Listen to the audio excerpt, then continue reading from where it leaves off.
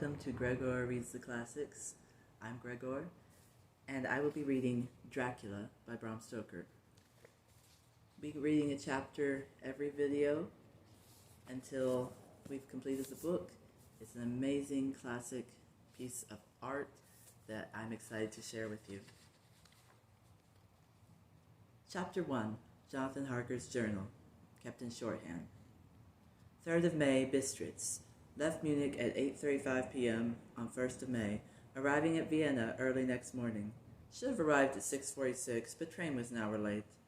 Budapest seems a wonderful place, from the glimpse which I got of it from the train, and the little I could walk through the streets. I feared to go very far from the station, as we had arrived late and would start as near as the correct time as possible. The impression I had was that we were leaving the west and entering the east, the most western of splendid bridges over the Danube, which is here of noble width and depth, took us among the traditions of Turkish rule. We left in pretty good time, and came after nightfall to Klausenburg. Here I stopped for the night at the Hotel Royal. I had for dinner or rather supper a chicken done up some way with red pepper, which was very good but thirsty. Memo, get recipe for Mina. I asked the waiter, and he said it was called paprika hindel, and that as it was a national dish, I should be able to get it anywhere along the Carpathians. I found my smattering of German very useful here indeed. I don't know how I should be able to get on without it. Having some time at my disposal when in London, I visited the British Museum, and made search among the books and maps in the library regarding Transylvania. It had struck me that some foreknowledge of the country could hardly fail to have some importance in the extreme east of the country, just on the borders of 3 states, Transylvania, Moldavia, and Bukovina. In the midst of the Carpathian Mountains, one of the wildest and least known portions of Europe, I was not able to light on any map or work giving the exact locality of the Castle Dracula, as there are no maps of this country as yet to compare with our own Ordnance Survey maps, but I found that Bistritz, the post town named by Count Dracula, is a fairly well-known place. I shall enter here some of my notes, as they may refresh my memory when I talk over my travels with Mina.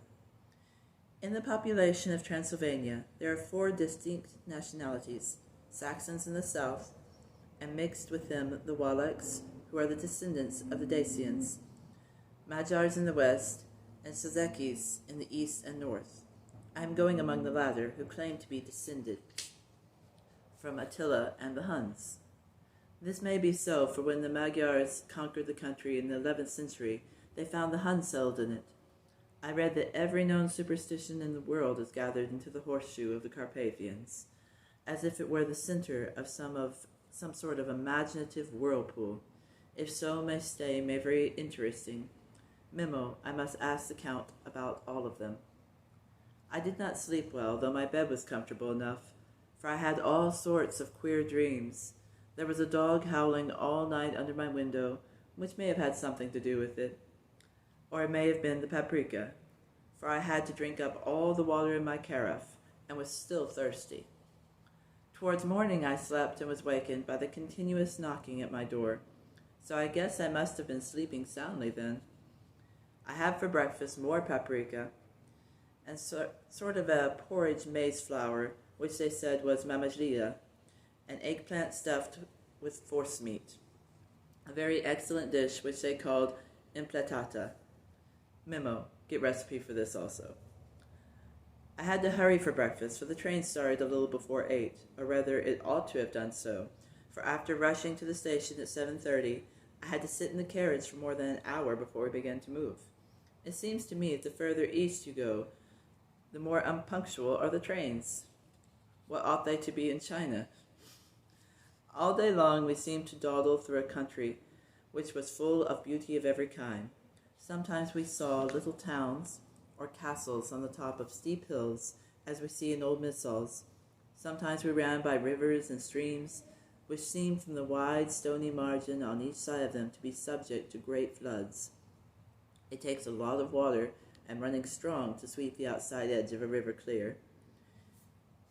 At every station there were groups of people, sometimes crowds, and all sorts of attire. Some of them were just like the peasants at home, or those I saw coming through France and Germany, with short jackets and round hats and homemade trousers. But others were very picturesque. The women looked pretty, except when you got near them, but they were very clumsy about the waist. They had all full white sleeves of some kind of other, and most of them had big belts with lots of strips of something fluttering from them like dresses in a ballet. But of course petticoats under them. The strangest figures we saw were the Slovaks, who are more barbarian than the rest, with their big cowboy hats, great baggy dirty white trousers, white linen shirts, and enormous heavy leather belts, nearly a foot wide, all studded over with brass nails. They wore high boots with their trousers tucked into them, and had long black hair and heavy black mustaches. They are very picturesque, but do not look prepossessing. On the stage they would be set down at once as some old Oriental band of brigands. They are, however, I am told, very harmless and rather wanting in natural self-assertion. It was on the dark side of twilight when we got to Bistritz, which is a very interesting old place, being practically on the frontier, for the Borgo Pass leads from it into Bukovina. It had a very stormy existence, and it certainly shows marks of it. 50 years ago, a series of great fires took place which made a terrible havoc on 5 separate occasions.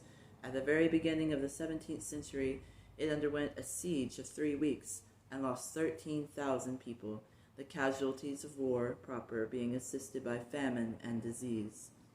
Count Dracula had directed me to go to the Golden Krone Hotel, which I found to my great delight to be thoroughly old-fashioned, for of course I wanted to see all I could of the ways of the country. I was evidently expected, for when I got near the door I faced a cheery-looking elderly woman in the usual peasant dress, white undergarment with long double apron, front and back of colored stuff fitting almost too tight for modesty. When I came close, she bowed and said, "The Herr Englishman?" "Yes," I said, "Jonathan Harker." She smiled and gave some message to an elderly man in white shirt sleeves, who had followed her to the door. He went, but immediately returned with a letter. "My friend, welcome to the Carpathians. I am anxiously expecting you. Sleep well tonight. At 3 tomorrow the diligence will start for Bukovina. A place on it is kept for you. At the Borgo Pass my carriage will await you and will bring you to me. I trust that your journey from London has been a happy one, and that you will enjoy your stay in my beautiful land. Your friend, Dracula." 4th of May, I found that my landlord had got a letter from the Count, directing him to secure the best place on the coach for me. But on making inquiries as to details, he seemed somewhat reticent, and pretended that he could not understand my German. This could not be true, because up to then he had understood it perfectly. At least he answered my questions exactly as if he did. He and his wife, the old lady who had received me, looked at each other in a frightened sort of way. He mumbled out that the money had been sent in a letter, and that was all he knew. When I asked him if he knew Count Dracula, and could tell me anything of his castle, both he and his wife crossed themselves, and saying that they knew nothing at all, simply refused to speak further.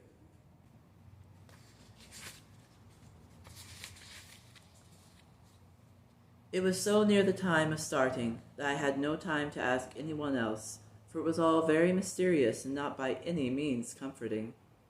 Just before I was leaving, the old lady came up to my room and said in a very hysterical way, "Must you go? Oh, young heir, must you go?" She was in such an excited state that she seemed to have lost her grip of what German she knew and mixed it all up with some other language which I did not know at all. I was just able to follow her by asking many questions when I told her that I must go at once and that I was engaged on important business. She asked again, "Do you know what day it is?" I answered that it was the 4th of May. She shook her head as she said again, "Oh yes, I know that. But do you know what day it is?" On my saying that I did not understand, she went on, "It is the eve of St. George's Day. Do you not know that tonight, when the clock strikes midnight, all the evil things in the world will have full sway? Do you know where you are going and what you are going to?" She was in such evident distress that I tried to comfort her, but without effect. Finally, she went down on her knees and implored me not to go, at least to wait a day or two before starting. It was all very ridiculous. But I did not feel comfortable. However, there was business to be done, and I could allow nothing to interfere with it. I therefore tried to raise her up and said as gravely as I could that I thanked her, but my duty was imperative and that I must go. She then rose and dried her eyes, and taking a crucifix from her neck, offered it to me. I did not know what to do, for as English churchmen, I have been taught to regard such things as in some measure idolatrous. And yet it seemed so ungracious to refuse an old lady meaning so well, and in such a state of mind. She saw, I suppose, doubt in my face, for she put the rosary round my neck and said, "For your mother's sake," and went out of the room. I am writing up this part of the diary whilst I am waiting for the coach, which is of course late, and the crucifix is still round my neck. Whether it's the old lady's fear, I do not know, but I am not feeling nearly as easy in my mind as usual. If this book should ever reach Mina before I do, let it bring my goodbye. Here comes the coach. 5th of May, the castle. The gray of the morning had passed, and the sun is high over the distant horizon, which seems jagged, whether with trees or hills I know not, for it is so far off that big things and little are mixed. I am not sleepy, and as I am not to be called till I awake, naturally I write till sleep comes. There are many odd things to put down, and lest who reads them may fancy that I dined too well before I left Bistritz, let me put down my dinner exactly. I dined on what they call robber's steak, bits of bacon, onion, and beef seasoned with red pepper, and strung on sticks and roasted over the fire in the simple style of the London cat's meat. The wine was golden Madash, which produces a queer sting on the tongue, which is, however, not disagreeable. I had only a couple of glasses of this and nothing else. When I got on the coach, the driver had not taken his seat, and I saw him talking with the landlady. They were evidently talking of me, for every now and then they looked at me, and some of the people who were sitting on the bench outside the door, which they called by a name meaning word-bearer, came and listened and then looked at me, most of them pityingly. I could hear a lot of words often repeated, queer words, for there were many nationalities in the crowd, and so I quietly got my polyglot dictionary from my bag and looked them out. I must say they were not cheering to me, for amongst them were Ordog, Satan, Pokal, hell, Strigosha, witch, Vrolok, and Vrizolok, both of which mean the same thing, one being Slovak and the other Servian for something that is either werewolf or vampire. Memo. I must ask the Count about these superstitions. When we started, the crowd round the inn door, which had by this time swelled to a considerable size, all made the sign of the cross and pointed 2 fingers towards me. With some difficulty, I got a fellow passenger to tell me what they meant. He would not answer at first, but on learning that I was English, he explained that it was a charm or guard against the evil eye. This was not very pleasant for me, just starting for an unknown place to meet an unknown man, but everyone seemed so kind-hearted and so sorrowful and so sympathetic that I could not but be touched. I shall never forget the last glimpse which I got of the inn-yard and its crowd of picturesque figures, all crossing themselves as they stood round the wide archway, with its background of rich foliage of oleander and orange trees in green tubs, clustered in the center of the yard. Then our driver, whose wide linen drawers covered the whole front of the box seat, Gotza they call them, cracked his big whip over his 4 small horses, which ran abreast as we set off on our journey. I soon lost sight and recollection of ghostly fears and the beauty of the scene as we drove along. Although, had I known the language, or rather languages, which my fellow passengers were speaking, I might not have been able to throw them off so easily. Before us lay a green sloping land full of forest and woods, with here and there steep hills, crowned with clumps of trees or with farmhouses, the blank gable end to the road. There was everywhere a bewildering mass of fruit blossom, apple, plum, pear, cherry. As we drove by, I could see the green grass under the trees, spangled with the fallen petals. In and out amongst these green hills of what they call here the Mittelland ran the road, losing itself as it swept round the grassy curve, or was shut out by the straggling ends of pine woods, which here and there ran down the hillsides like tongues of flame. The road was rugged, but still we seemed to fly over it with a feverish haste. I could not understand then what the haste meant, but the driver was evidently bent on losing no time in reaching Borgoprand. I was told that this road in summertime excellent, but they had not yet been put in order after the winter snows. In the respect it is different from the general run of roads in the Carpathians, for as an old tradition they are not to be kept in too good a order. Of old the hospodars would not repair them, lest the Turks should think they were preparing to bring in foreign troops, and so hasten the war which was always really at loading point. Beyond the green swelling hills of the Mittelland rose mighty slopes of forest up to the lofty steeps of the Carpathians themselves. Right and left of us they towered, with the afternoon sun fall upon them, and bringing out all the glorious colors of this beautiful range, deep blue and purple in the shadows of the peaks, green and brown where grass and rock mingled, and an endless perspective of jagged rock and pointed crags, till these were themselves lost in the distance, where the snowy peaks rose grandly. Here and there seemed mighty rifts in the mountains, through which as the sun began to sink we saw now and again the white gleam of falling water. One of my companions touched my arm as we swept round the base of a hill and opened up the lofty snow-covered peak of a mountain, which seemed, as we wound on our serpentine way, to be right before us. "Look, Istenzek, God's seat," and he crossed himself reverently as we wound on our endless way. And the sun sank lower and lower behind us. The shadows of the evening began to creep round us. This was emphasized by the fact that the snowy mountain-top held the sunset and seemed to glow out with a delicate, cool pink. Here and there we passed Czechs and Slovaks, all in picturesque attire, but I noticed that Gregore was painfully prevalent. By the roadside were many crosses, and as we swept by, my companions all crossed themselves.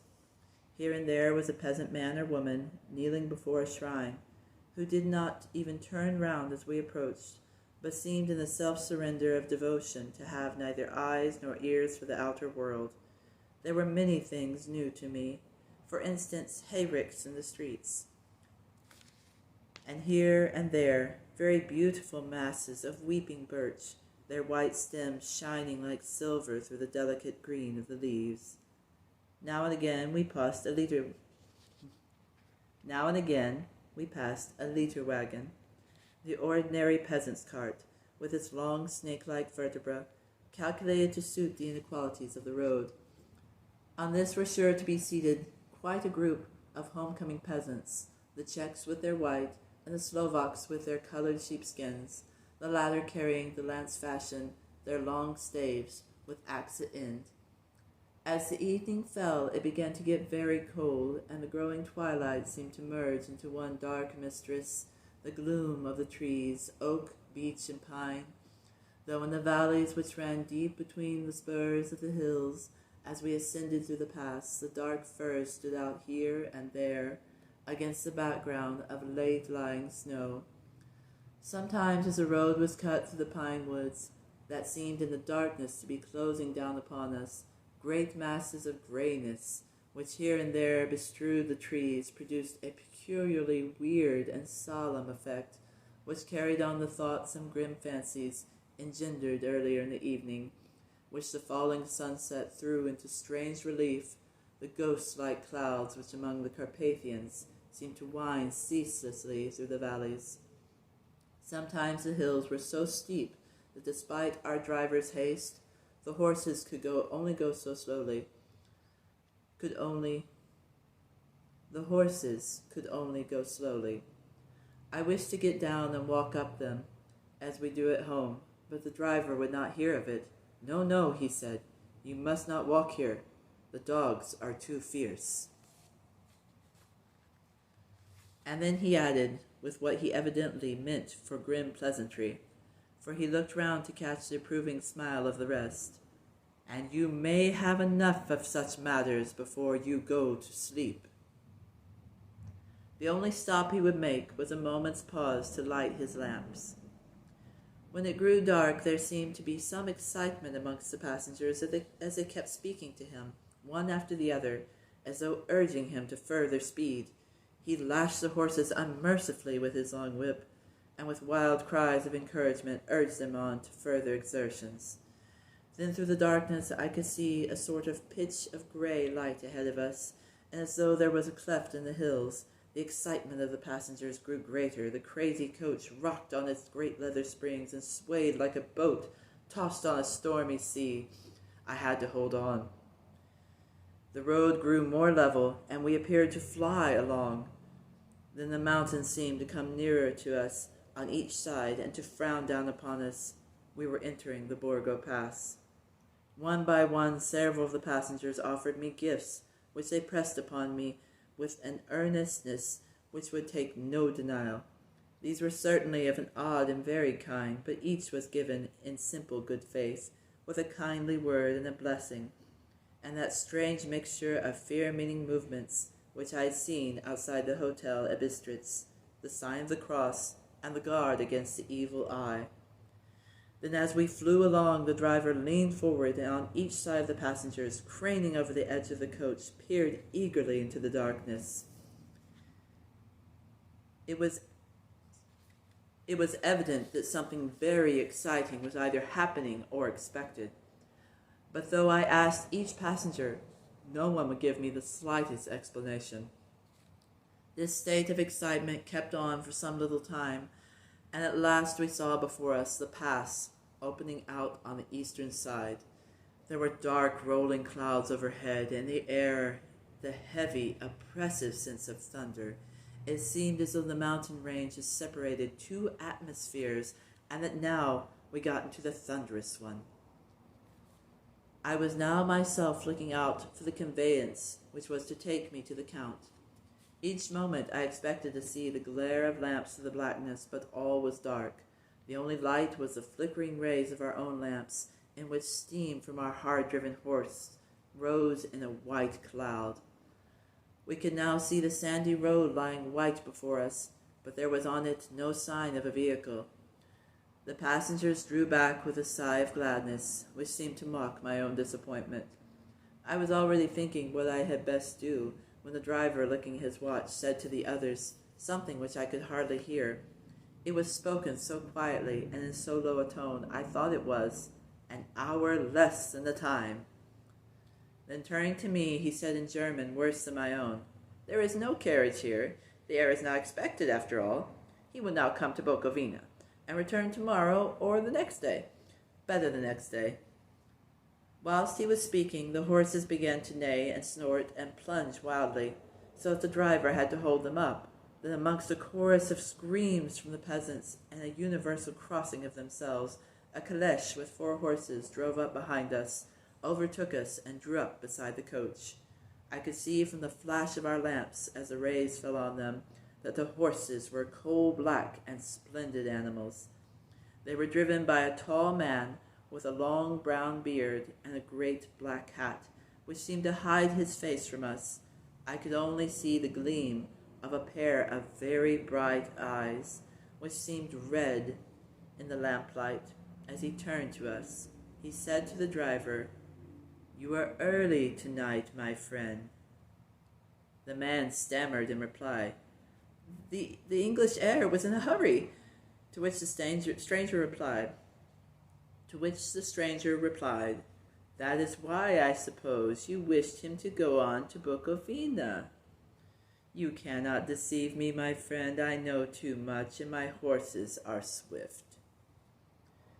As he spoke, he smiled, and the lamplight fell on a hard-looking mouth with very red lips and sharp-looking teeth as white as ivory. One of my companions whispered to another the line from Berger's Lenore, Den die Toten reiten schnell, for the dead travel fast. The strange driver evidently heard the words, for he looked up with a gleaming smile. The passengers turned his face away, at the same time putting out his 2 fingers and crossing himself. "Give me the heir's luggage," said the driver, and with exceeding alacrity my bags were handed out and put on the caleche. Then I descended from the side of the coach, as the caleche was close alongside, the driver helping me with a hand which caught my arm in a grip of steel. His strength must have been prodigious. Without a word he shook his reins, the horses turned, and we swept into the darkness of the pass. As I looked back, I saw the steam from the horses of the coach by the light of the lamps, and projected against it the figures of my late companions crossing themselves. Then the driver cracked his whip and called to his horses, and off they swept on their way to Bukovina. As I sank into the darkness, I felt a strange chill, and a lonely feeling came over me, but a cloak was thrown over my shoulders and a rug across my knees, and the driver said in excellent German, "The night is chill, mein Herr, and my master, the Count, bade me take all care of you. There is a flask of Slivovitz, the plum brandy of the country, underneath the seat, if you should require it." I did not take any, but it was a comfort to know it was there all the same. I felt a little strangely, and not a little frightened. I think, had there been any alternative, I should have taken it, instead of prosecuting that unknown night journey. The carriage went at a hard pace straight along. Then we made a complete turn and went along another straight road. It seemed to me that we were simply going over and over the same ground again, and so I took note of some salient point, and found that this was so. I would have liked to have asked the driver what this all meant, but I really feared to do so, for I thought that placed as I was, any protest would have no effect in case there had been an intention to delay. By and by, however, as I was cautious to know how time was passing, I struck a match, and by its flame looked at my watch. It was within a few minutes of midnight. This gave me a sort of shock, for I suppose the general superstition about midnight was increased by my recent experiences. I waited with a sick feeling of suspense. Then a dog began to howl somewhere in a farmhouse far down the road, a long, agonized wailing, as if from fear. The sound was taken up by another dog, and then another, till borne on the wind which now sighed softly through the past, a wild howling began, which seemed to come from all over the country, as far as the imagination could grasp it through the gloom of the night. At the first howl the horses began to strain and rear, but the driver spoke to them soothingly, and they quieted down, but shivered and sweated as though after a runaway from sudden fright. And then far off in the distance, from the mountains on each side of us, began a louder and a sharper howling, that of wolves, which affected both the horses and myself in the same way, for I was minded to jump from the caleche and run, whilst they reared again and plunged madly, so that the driver had to use all his great strength to keep them from bolting. In a few minutes, however, my own ears got accustomed to the sound, and the horses so far became quiet that the driver was able to descend and to stand before them. He petted and soothed them, and whispered something in their ears, as I have heard of horse-tamers doing, and with extraordinary effect, for under his caresses they became quite manageable again, though they still trembled. The driver again took his seat, and shaking his reins started off at a great pace. This time, after going to the far side of the pass, he suddenly turned down a narrow roadway which ran sharply to the right. Soon we were hemmed in with trees, which in places arched right over the roadway till we passed through a tunnel, and again great frowning rocks guarded us boldly on either side. Though we were in shelter, we could hear the rising wind, for it moaned and whistled through the rocks, and the branches of the trees crashed together as we swept along. It grew colder and colder still, and fine powdery snow began to fall, so that soon and all around us were covered with a white blanket. The keen wind still carried the howling of the dogs, though this grew fainter as we went on our way. The baying of the wolves sounded nearer and nearer, as though they were closing round on us from every side. I grew dreadfully afraid, and the horses shared my fear, but the driver was not in the least disturbed. He kept turning his head to left and right, but I could not see anything through the darkness. Suddenly, away on our left, I saw a faint flickering blue flame. The driver saw it at the same moment. He at once checked the horses, and jumping to the ground, disappeared into the darkness. I did not know what to do, the less as the howling of the wolves grew closer, but while I wondered, the driver suddenly appeared again, and without a word took his seat, and we resumed our journey. I think I must have fallen asleep and kept dreaming of the incident, for it seemed to be repeated endlessly, and now, looking back, is like a sort of awful nightmare. Once the flame appeared so near the road that even in the darkness around us I could watch the driver's motions. He went rapidly to where the blue flame arose. It must have been very faint, for it did not seem to illumine the place around it at all, and gathering a few stones formed them into some device. Once there appeared a strange optical effect when he stood between me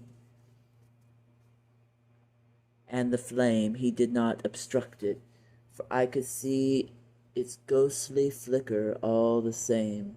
This startled me, but as the effect was only momentary, I took it that my eyes deceived me, straining through the darkness. Then for a time there were no blue flames, and we sped onwards through the gloom, with the howling of the wolves around us as though they were following in a moving circle.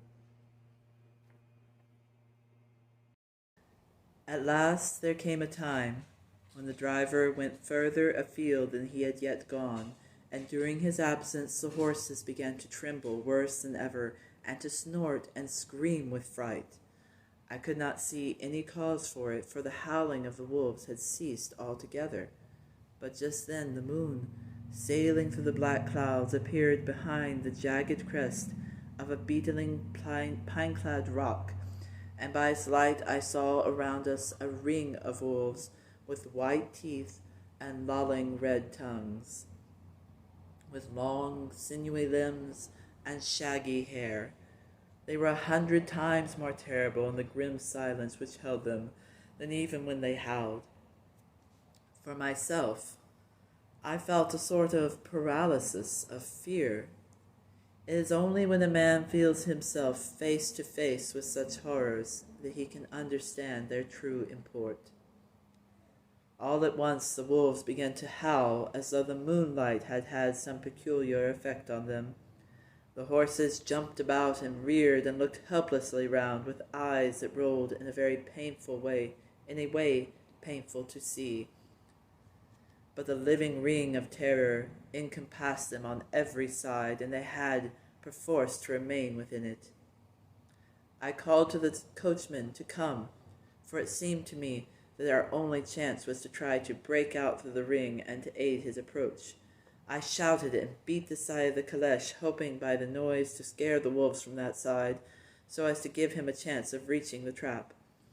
How he came there I know not, but I heard his voice raised in a tone of imperious command, and looking towards the sound saw him stand in the roadway as he swept his long arms as though brushing aside some impalpable obstacle. The wolves fell back, and back further still. Just then a heavy cloud passed across the face of the moon, so that we were again in darkness. When I could see again, the driver was climbing into the caleche, and the wolves had disappeared. This was all so strange and uncanny that a dreadful fear came upon me, and I was afraid to speak or move. The time seemed interminable as we swept on our way, now in almost complete darkness, for the rolling clouds obscured the moon. We kept on ascending, with occasional periods of quick descent, but in the main always ascending. Suddenly I became conscious of the fact that the driver was in the act of pulling up the horses in the courtyard of a vast ruined castle, from whose tall black windows came no ray of light, and whose broken battlements showed a jagged line against the moonlit sky.